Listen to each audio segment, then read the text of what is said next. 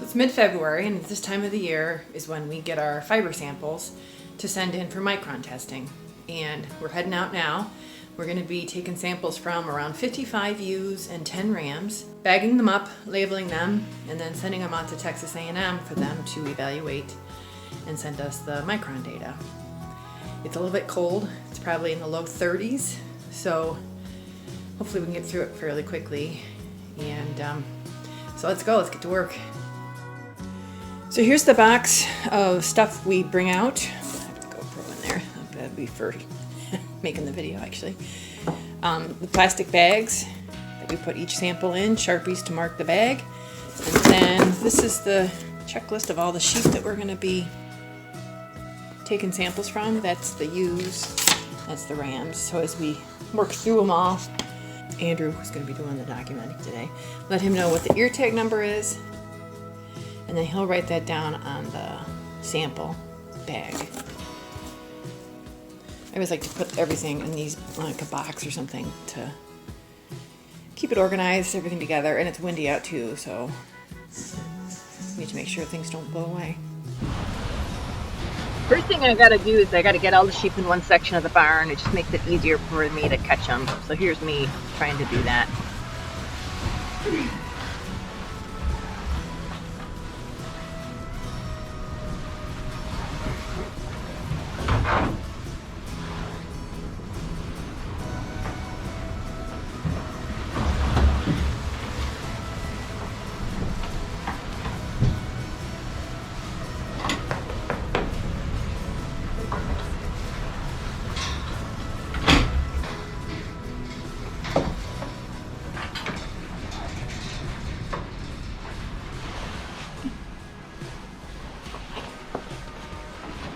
Right, first sample I took was from Nina's ewe, Perdita, and she's freaking out a little bit. Usually the lambs, their first time doing anything, they struggle, but she's fine.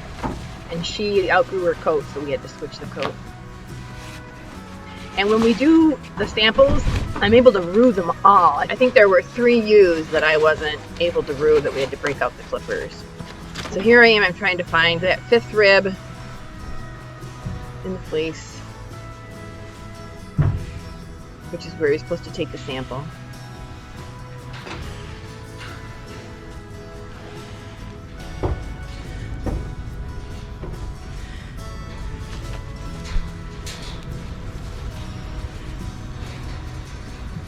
So this is Septima.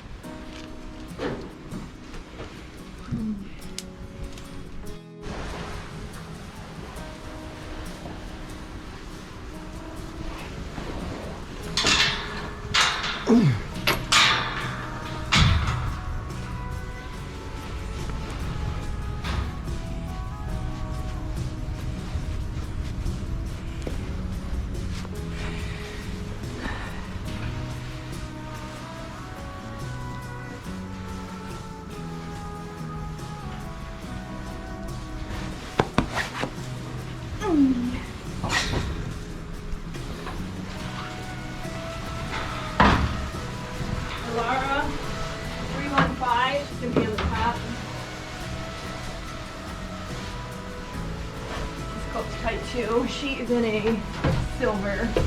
She is. Or what is that, white? White. She needs a red. Yeah. So take that out. I got a red out here.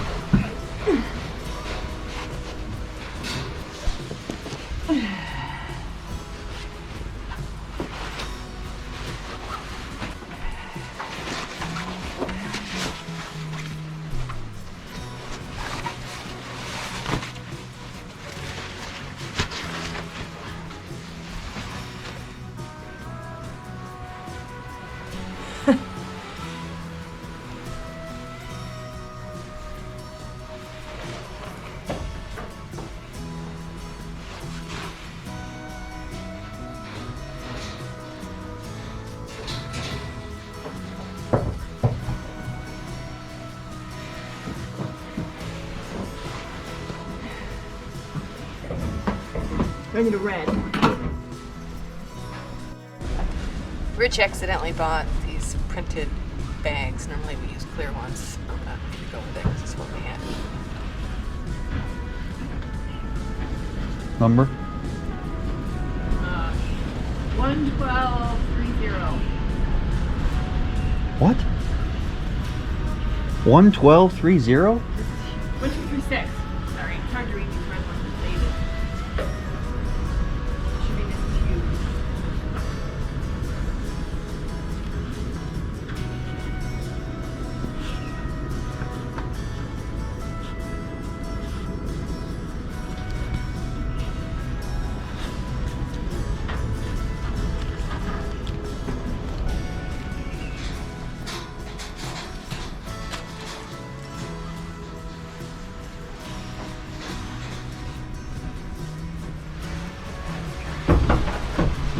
Shall I remove color markers from the rest of them?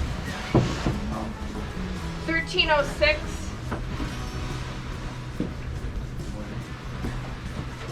Oh, right. Before I reveal this little tidbit that'll change your life. 1306. On a remove marker, someone puts it on you. What do you slap them? No, that's what you do before they get back in. She has no ribs. She's so big. Is Ophelia. Ophavia. Ophelia. Eusebio. Soft.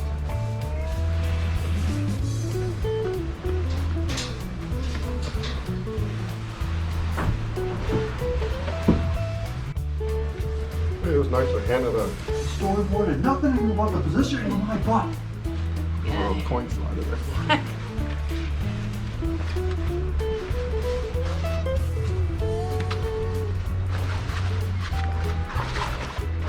Is this a new one or is it still that? This is still Belva. Okay.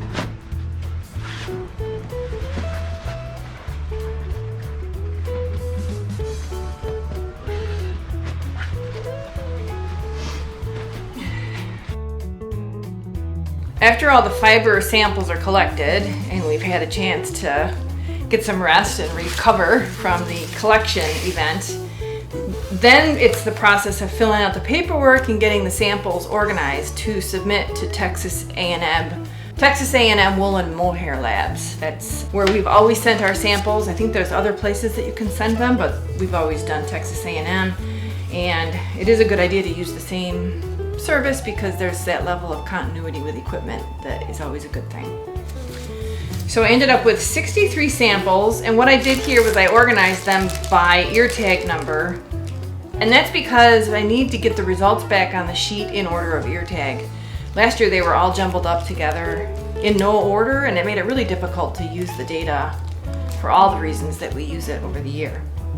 So these are just little packets that are sorted in sequence by ear tag. And I'm pretty excited by what I'm seeing just by looking at the samples. There's going to be some beautiful, beautiful fleeces this year. So now what I have to do is I completed the paperwork, so you can go on their website. So you download the form, you print it out, and then you write your information. And then they have a table where they ask you to put, list your sheep and everything. So I just attached my output from a spreadsheet that I maintain of all the sheep with their ear tags. So yeah, 63 total samples.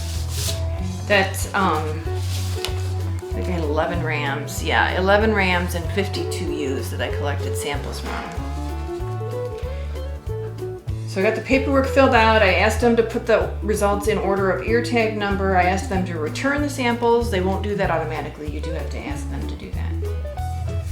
So, and then I also wrote the check out, so it's $326 to get all the data done, which is, it's $5 a sample. It's not unreasonable. So I'm gonna go ahead and ship these out and wait for the results, hoping to get them quickly and really excited. This is a kind of a big deal. This is a big milestone in the year, collecting the samples, sending them out and getting your data for that year's worth of work. So I'm glad to have this done. The next step in the process is shearing on April 17th, and then we'll start having lambs, and I'll probably begin ruing a little bit earlier than that when it starts to warm up. So we're coming into that time of the year. It's very exciting.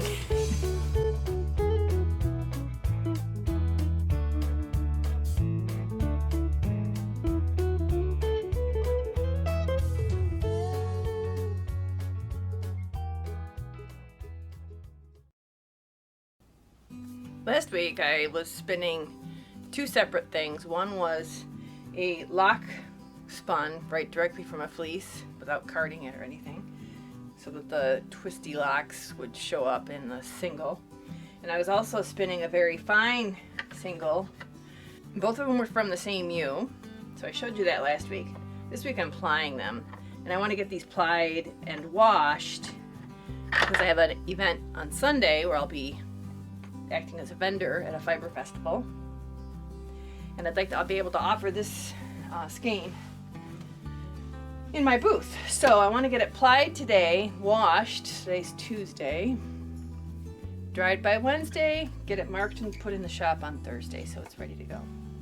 And the event's Sunday. So I'm plying this on my Susie wheel, which has sort of become my go-to wheel. I mean, I love to spin on my Rose, but I don't know what it is. I think it's a little bit more compact or something. I don't know. So anyways, I'm on my Susie. I'm on a fairly large whirl. This is the Susie whirl that comes with the wheel, and I'm on the second largest groove, which means it's going to be a slow rotation. And I also have a fairly tight tension because I want it to be taking it up pretty aggressively. I have a black jumbo plastic bobbin, and I have the Aura hybrid flyer, and I'm using the Delta orifice on it and just plying away. And the only thing I'm doing that's a little bit different from normal plying is when I get to a larger, thicker section of the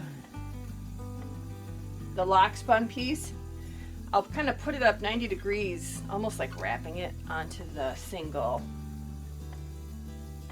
just so that the plying is a little more even and those bulky bits aren't hanging there loose, because it's not what I want it to look like. And I'm using the storage bar on the Susie for the single, and then I'm using my little gem Lazy Kate for the jumbo bobbin. The jumbo bobbins don't fit on the Susie storage bars, so I'm using the Lazy Kate down here. So this is set up with a Scotch tension. So as it's filling up, I feel the need right now, in fact, to tighten up the tension knob. But then when I move my flyer hook further over where it's not as full, then I'll likely loosen the tension.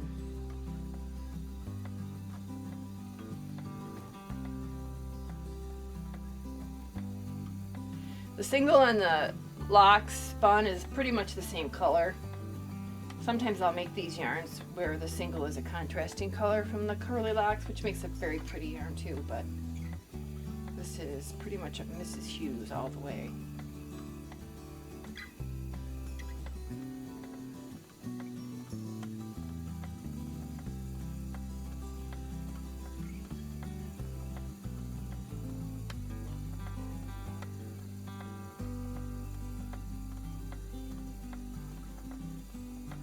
Attempting to control where the single lands so that these adorable little curly bits stand out still and don't get caught up in the wrap.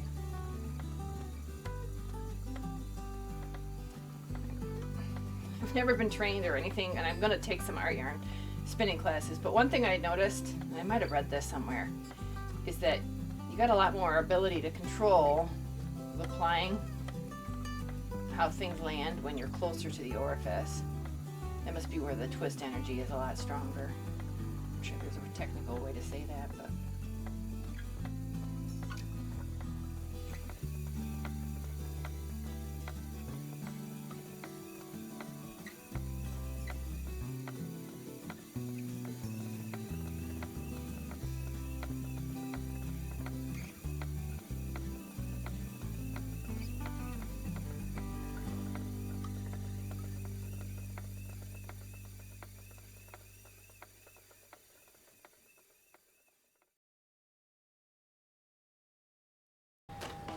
My Fiber Festival is Sunday, and today is Wednesday, and I know I've been going on about the festival for a couple of weeks, but I am pretty excited because it's been since October since I've been out that I can think of. Besides guild meetings, which are awesome, but it's been since October that I've had an opportunity to do a Fiber Festival as a vendor, and I really enjoy it. One of the things I'm going to treat myself to is I'm going to take a little time and rip everything down, run the vacuum on my little work carpet here, and then set up the booth the way I'm going to have it set up at the Fiber Festival. The Fiber Festival is in a hotel ballroom, and we get a 10 by 10 booth. I'm not sure if I'm going to be in the center or against the wall. And what I'm planning on doing is making a kiosk out of the grid wall. So I'll have like maybe 6 panels, and that will be where I'll display my stuff. And then I am going to bring the 5 Majacraft wheels, Little Gem, Susie, Aura, Rose, and Pioneer. And I'll have those out with a couple chairs so people can just stop and try the wheels. I'll have plenty of wool there and stuff. So like I said, I really just wanted to try setting it up. And I have to confess, I love to do this. It's like when we were little, the setup part of playing house, which was always the funnest part. That's what this is. This is probably one of my worst competencies is merchandising and setting up a booth to make it look good. It tends to always morph into a workspace when I'm at an event or something. I don't know why it is, but within like 2 hours into the events, I'm normally just throwing wool samples around and putting things together, showing people stuff, and trying to figure out how to get them to get to where they want to be on their fiber journey with the stuff in my booth. It's so much fun. I just love it. All right, so I'm just going to video a little bit of me working on ripping down and putting the booth back together. So hopefully you enjoy it.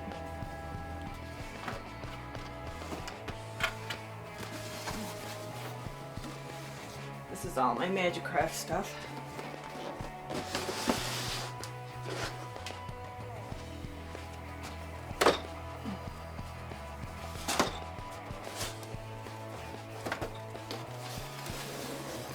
Wheel skaters.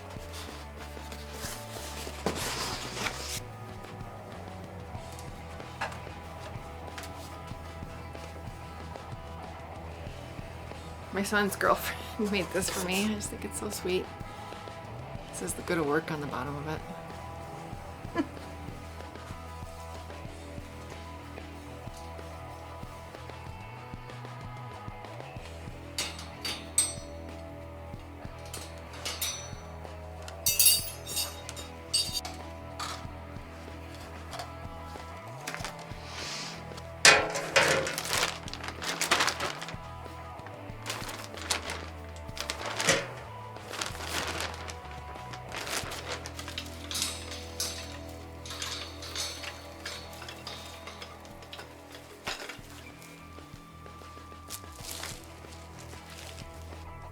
So that carpet space there is roughly the space of the booth. It's a little bit wider, but that's okay. It's definitely 10 feet depth-wise.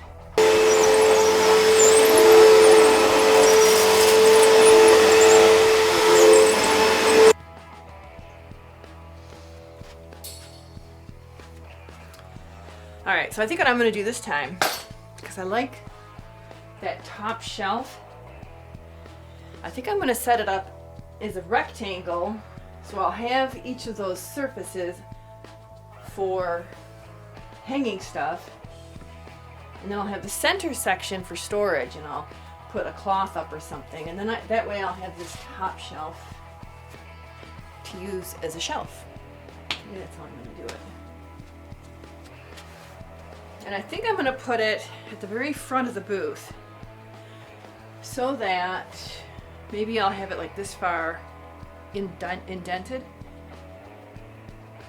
so that that plane that's aligned with the aisle, I don't have to use my booth space for if people are standing there, they're in the aisle, but maybe I'll kick it in a little bit, and that'll save me some space.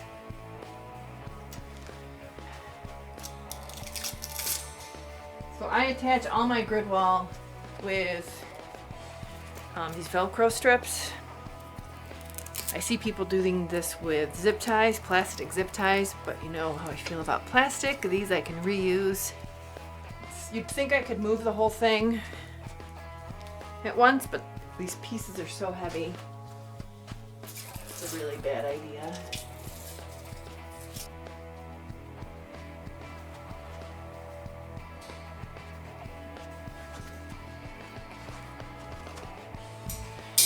So that means I'll have 7 panels I'll have to pack up in the van.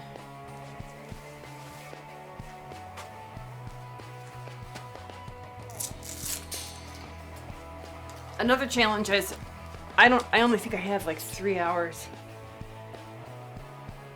Maybe I've got more than that. Not a lot of time to get everything set up.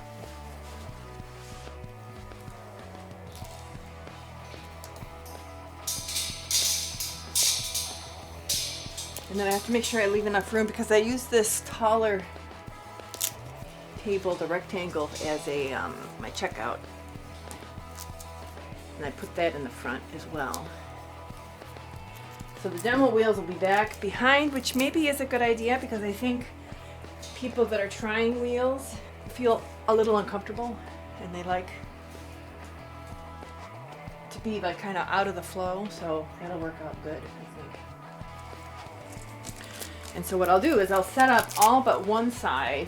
I'll leave that sort of so I can open it and close it, and then I'll put the cloth around the inside. You'll see that looks nice, and then I can store stuff inside here.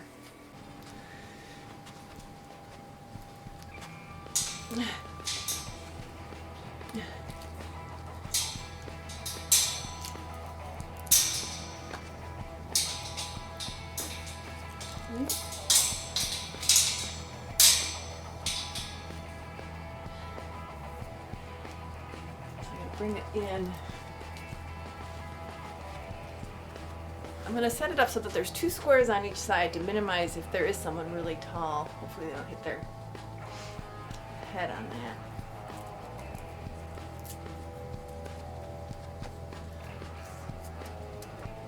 Maybe I'll hang things from here to prevent them from banging into it. Because sometimes husbands come in. It sounds really sexist, but people, come on, it's women. It's going to be a room full of women.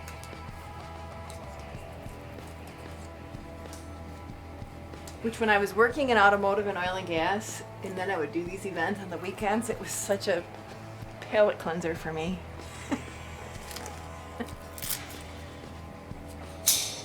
I have no idea. Oh my God. Well, maybe some of you do.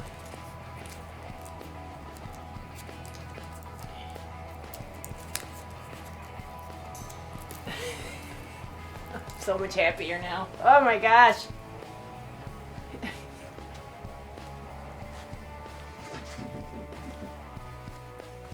Hear the cats upstairs running around.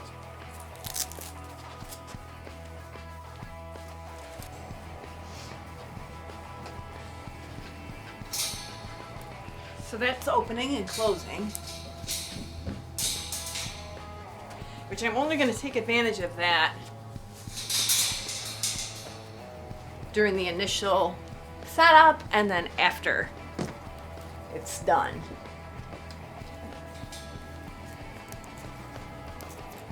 But that's where I can put all my bags that I bring stuff in. So I got a bag full of fabric panels that I like. I got these from the quilt shop, the Amish quilt shop. I just like this one. I have another darker one. I also use them as backdrops for videos.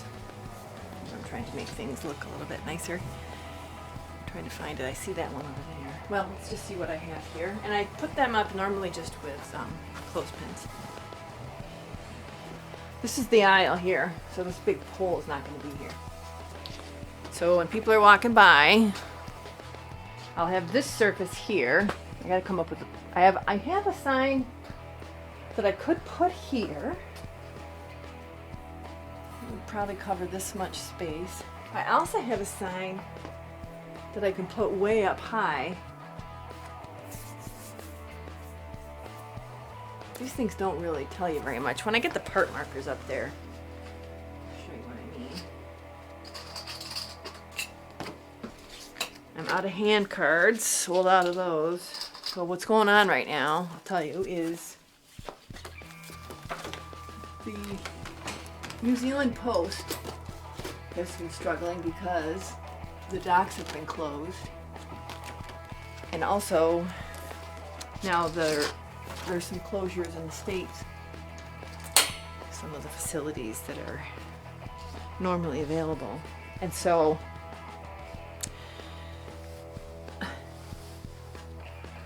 I have like a ton of orders that are just sort of in limbo. So this should have a lot more stuff on it, but okay. So like I said, so they're walking by. Now one thing I also worry about is I use these hooks and I don't want people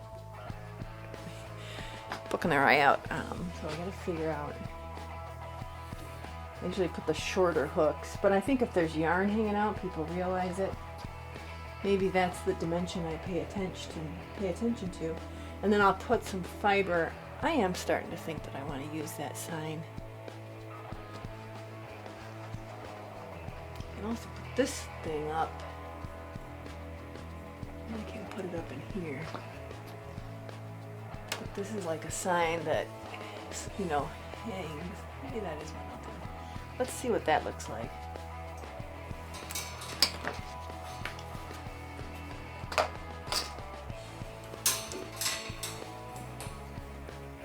For me, I have very low expectations about like selling a wheel, but I have very high expectations about seeing my friends and getting caught up with everybody and letting them all know what I have so they can think about it and start dreaming. It's more about that. This is one lady that when I honestly do believe it was my first year doing this local festival that I have on this shirt, the Finger Lakes Fiber Festival, and I didn't have anybody coming in the booth because it was my first year. Nobody, you know, that's what happens. Your first year or two, nobody knows who you are. There's no trust, you know. They've already budgeted their spend for the day. I mean, I get it now. Anyway, she came in my booth and we had a nice chat and I explained, you know, it's about our sheep, how we were starting to breed for the nicer, finer Shetland. I shouldn't say nicer because it's all nice, but the finer, more crimpy Shetland. And she's an amazing knitter. And she took so much of my yarn home with her that day. And for me, it seemed like a lot. But I was so happy. And so I feel a very deep affection for her, a very strong loyalty. And she's just always been so kind and supportive and lovely.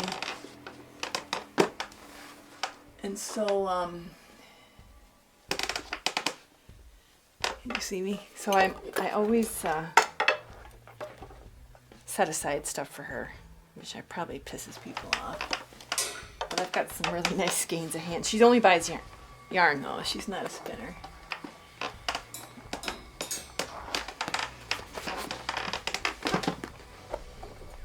Bring you up here so you can see what I'm doing.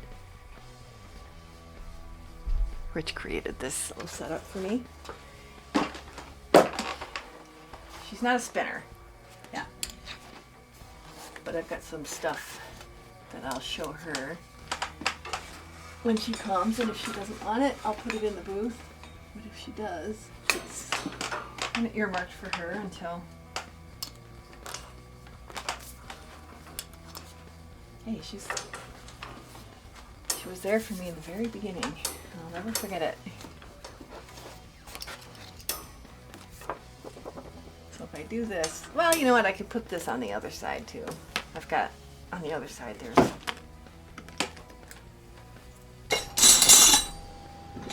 Okay, so I've got short hooks and long hooks, and I like the short hooks for this type of display because I'm always worried I'm gonna put someone's eye out. But as soon as the yarn comes off of the hook, I take the hook down.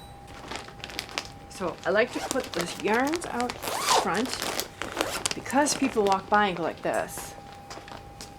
You know you do it. I'll show you what I mean.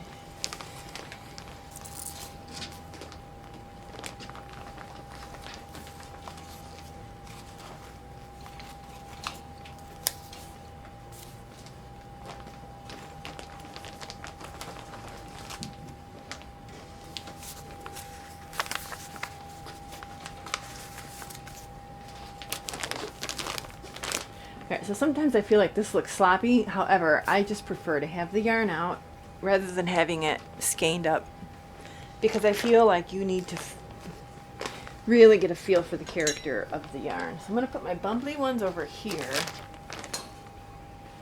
and my sport weight ones over here. Oh my gosh, that's it. All right, so I have some hand spun washed, ready to get put up here.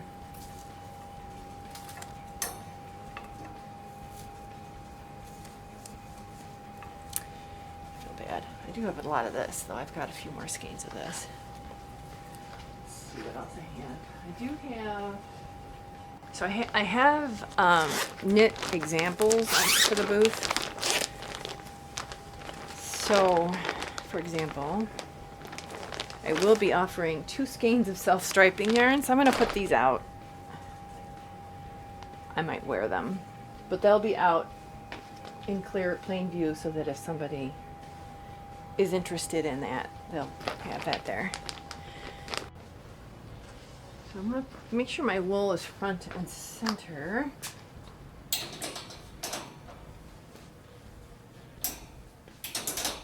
I try to minimize like space where there's just wall. I try to make it like more wool. Like right here, this bothers me.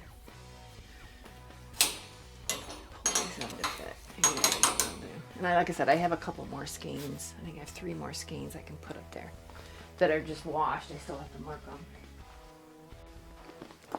So up front is the feely spot. So I'm going to put all these things that I want people to feel. These are 1 ounce bats.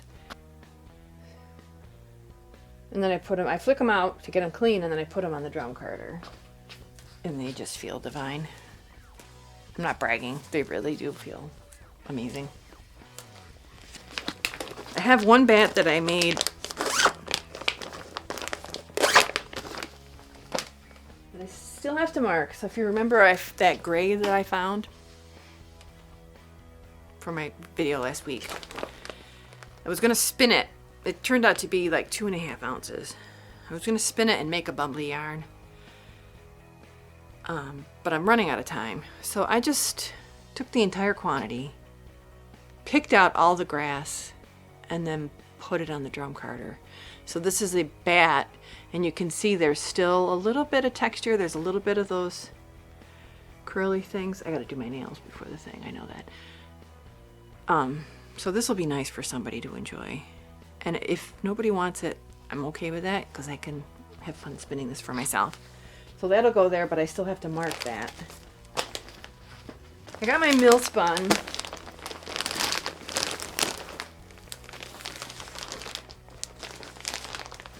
It's just not that much. Oh, my comb top. I'll put some of that up there. Got some in my eye.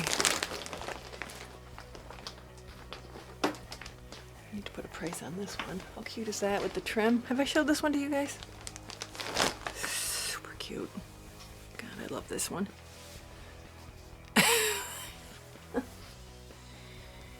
All right, now my sign markers are starting to look really stupid.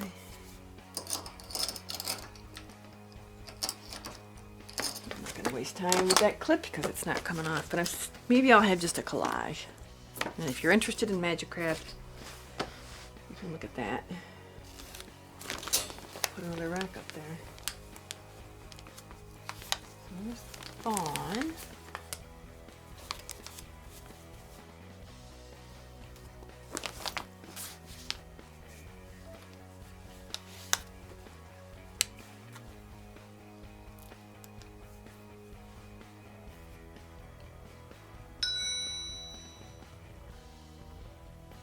Just got an order. That's the sound for an order. Oh, nice.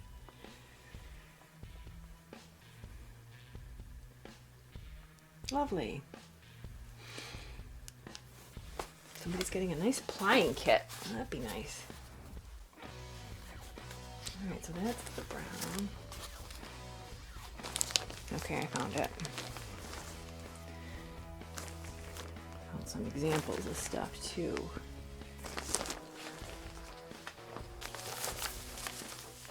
These are those thrummed mittens I made. Those are for if somebody wants to use thrumming. I always talk about that. Alright, I'm gonna keep working here. And once I get it all set up, I'll come back and show you what I'm doing.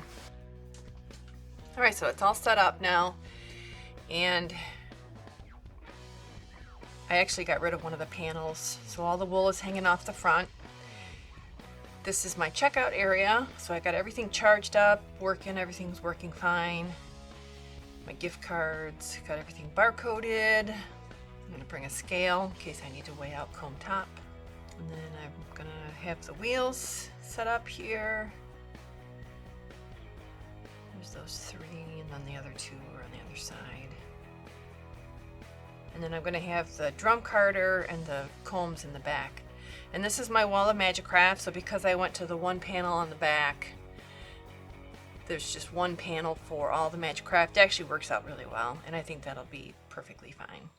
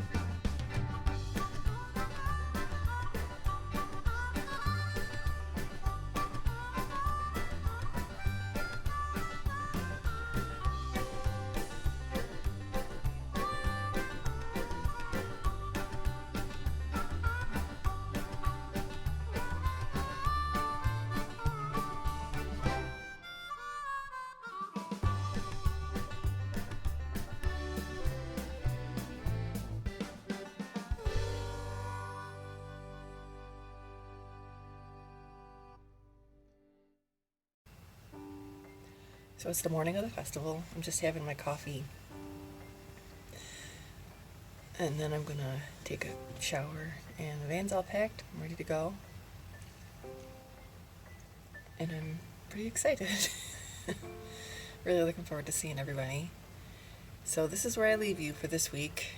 Next week I will have footage from the actual event. This was sort of just getting ready for it. So thanks everybody that's been wishing me well for this event. It's been a while, so it seems like it's been ages. I'm looking forward to seeing everybody, and I'll also try and get footage of all the different booths and things that people have there. So we'll talk to you later.